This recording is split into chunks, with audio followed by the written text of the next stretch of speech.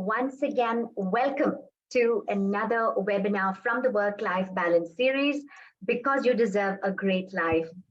And I'm Sita Sagaran, and it's great to have you all with us today. So what is sustainable well-being and happiness? And what is it that we are able to gain from this state? This is when there is a conscientious improvement of individual well-being, and this well-being is correlated with improving the well-being of other members of society and the natural environment. And why is the understanding of sustainable happiness important? It's a good question. It reinforces the fact that we are interconnected.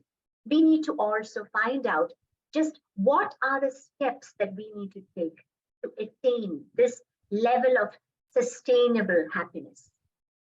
The first one would be to cultivate happiness. Let's welcome Lavanya Lakshman. Now, I'd like to ask you, Lavanya, how do you describe the connection between sustainable happiness and well-being based on your own personal life experiences? To speak about the sustainable happiness and well-being, see, having one drink doesn't make you alcoholic. Going for a run one day doesn't make you fit. But when you do this every single day, that's when you become an alcoholic. Or when you keep running, when you keep going to the gym, that's when you become fit. That's exactly what is sustainable happiness. Just doing one task which makes you happy, that's not long lasting. It's temporary. But when you keep doing what makes you happy repeatedly, it becomes a habit. And that is sustainable. So like coming to the point when we think about cultivating happiness, I would like all of you to give a moment to yourself and think about, what does happiness mean to you? It's a very important question, because sometimes I have often come across when you meet people and they look to be having everything that they need, beginning with their health, but yet you find them unhappy. So which actually makes us understand the fact that there is more to happiness than meets the eye.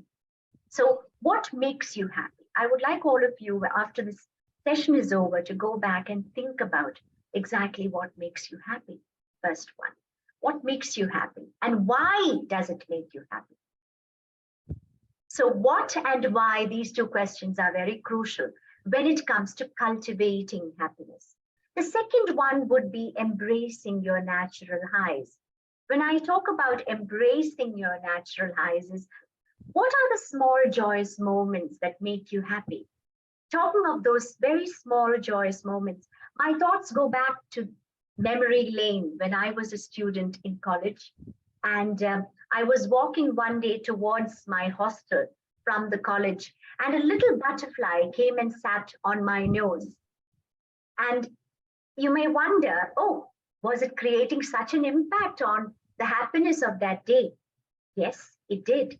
So much so that after so many years, I would say almost 30 years, today I still remember that spurt of happiness that I experienced when that little butterfly sat on the tip of my nose and flew away. So similarly, I'm sure there are lots of joyous moments in your lives that you would be thinking about whenever you think of the natural highs that you experience in a day. The third step is to chart the customized sustainable happiness footprint of ours. So list what do you do in a day, and how does it impact you, and how does it impact others? So in other words, when you are writing out the list of the sustainable happiness moments in your day, you need to look at how it impacts your happiness and how does it impact the lives of others. It's worth actually thinking about that. The fourth one is to create an interdependence map. Make a map of how our decisions, actions, and even thoughts not just impact our life, but that they impact the life of others too. For example, food. Now, I think those of us, there would always be in our group, we would have vegetarians and non-vegetarians. How does what we eat impact other lives in the universe? I think that is, we are getting into perhaps a slightly controversial subject here, but I believe it is worth thinking about. Because no matter what food we eat, what clothes we wear, what other activities we are a part of, how is it impacting not just our life, but that of others and the environment as well? The fifth one is to make our own happy list. What makes us predominantly happy? Is it about being with family? Of course, our health. And of course, checking on whether it is harming someone else or the environment in the process. What are some of the challenges that you have undergone in your life, in your childhood as well, and teenage years, that has helped you to understand this subject better? I was born in a dysfunctional family, so being happy was not something I knew to be.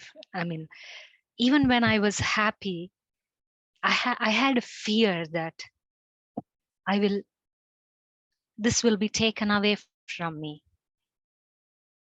So this was the most difficult part. Because of this, I had problems developing friendship, having a good, I didn't know how to have a relationship, how to make friends, how to talk.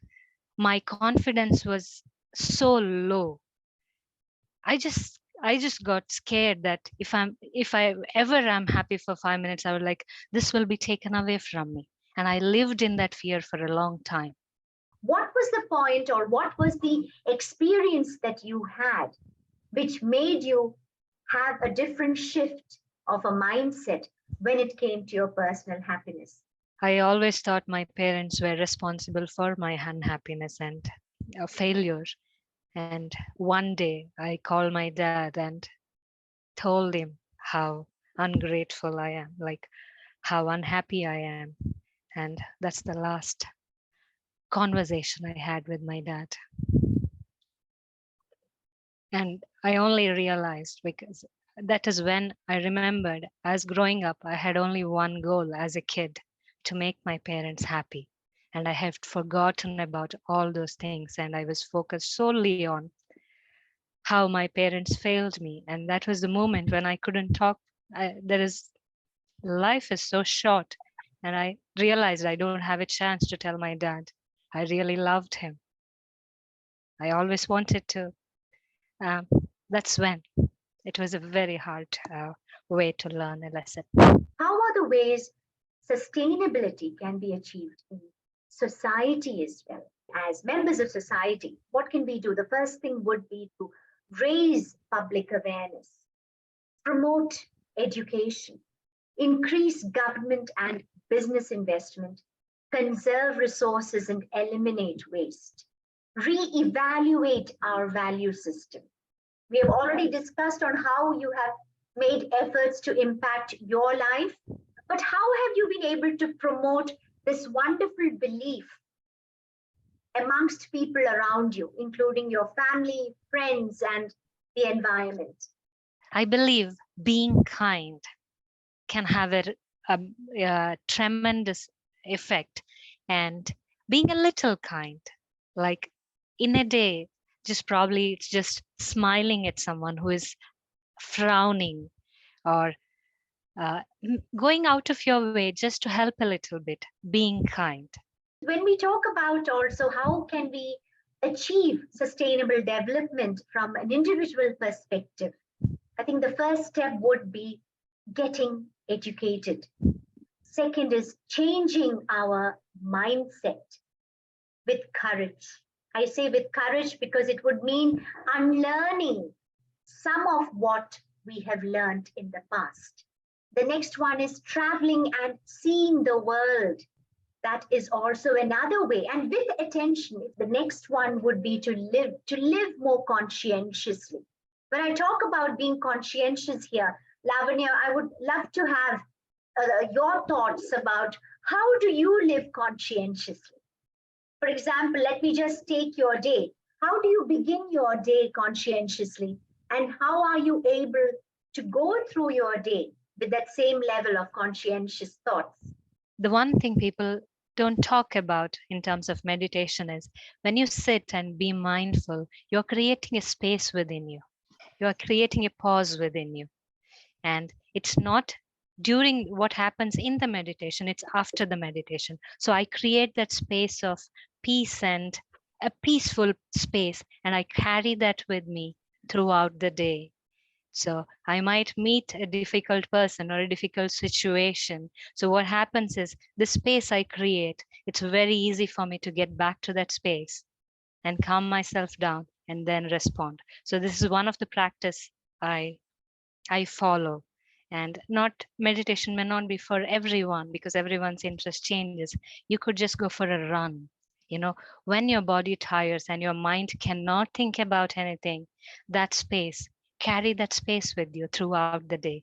What are some of the other tips that you can give us all who are here today? The most difficult thing is dealing with people. Your 90% of life actually, how you feel depends entirely on the people you meet, the people you interact with. Probably the first and foremost thing we can do is just take stock of the kind of friends and family, the people we have, or on a daily basis we interact with. Some inspire us, but some, no matter how much we try, they may not be good for our health, emotional, mental health. And this is very important to have the right kind of relationship. Either you change the dynamics with that person, or maybe to say, I need to reduce the interaction. I think this is the first and foremost, taking stock of the people you have in your life and having a goal, no matter how small it is, and remembering before achieving the goal, what's more important is you're going to fail, you're going to falter. It's never an easy road. And being okay with that, I think that was the most important part of achieving any goal. Even when you want to have a sustainable happiness, you will have time where you're going to be sad. You're going to have time where you're depressed and life looks miserable. But how fast you get back, no matter how many times you fail, that's the key to sustainable happiness.